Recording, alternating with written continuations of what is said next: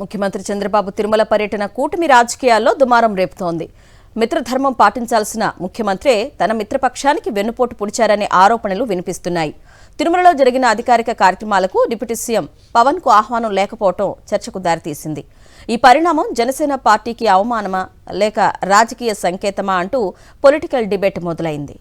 తిరుమల పర్యటనలో సీఎం చంద్రబాబు వ్యవహారం ఇప్పుడు పెద్ద చర్చకు దారితీసింది. వైకుంఠం క్యూ కాంప్లెక్స్ లోని ఆర్టిఫిషియల్ ఇంటెలిజెన్స్ ఆధారిత కమాండ్ కంట్రోల్ సెంటర్లో జరిగిన సమీక్షా సమావేశం అభివృద్ధి పనులపై జరిగినదే అయినా రాజకీయంగా అనేక ప్రశ్నలు లేవనెత్తుతోంది. ఈ సమావేశంలో కూటమి భాగస్వామిగా ఉన్న జనసేన పార్టీకి తగిన ప్రాధాన్యత ఇవ్వకపోవటం స్పష్టంగా కనిపించింది. ఉప ముఖ్యమంత్రి పవన్ కళ్యాణ్ కు ఆహ్వానం లేకపోవటం కూటమి నైతికతను ప్రశ్నార్థకం చేస్తోంది. ఇదే సమయంలో తిరుపతి జనసేన ఎమ్మెల్యే ఆరణి శ్రీనివాసులు సీఎం నిర్వహించిన సమావేశంలో కనిపించకపోవటం మరింత వివాదానికి దారితీసింది.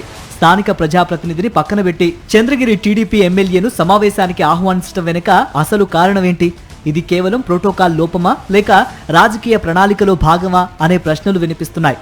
మరో ఆశ్చర్యకర విషయం ఏమిటంటే శిలాఫలకంపై సంబంధం లేకపోయినా నారా లోకేష్ పేరు ఉండటం. అదే సమయంలో జనసేన నేతలకు ప్రాధాన్యత లేకపోవడం కూటమిలో అసమానతలను బహిర్గతం చేస్తోంది. బీజేపీకి చెందిన మంత్రులను ఆహ్వానించి జనసేనను పూర్తిగా పక్కన పెట్టడం అనేది ఎటువంటి నైతికత అని చర్చించుకుంటున్నారు. అసలు కూటమిలో పార్టీల మధ్య శక్తి సామర్థ్యాలకు ఇది సంకేతమా అనే అనుమానాలు వ్యక్తమవుతున్నాయి. తిరుమలలో జరిగిన ఈ ఒక్క సంఘటన ఇప్పుడు కూటమి రాజకీయాల్లో పెద్ద చీలికకు నాంది పలుకుతుందా? జనసేనకు ఇది హెచ్చరిక లేక భవిష్యత్తు ఘర్షణలకు సంకేతమా అన్నది వేచి చూడాల్సిందే.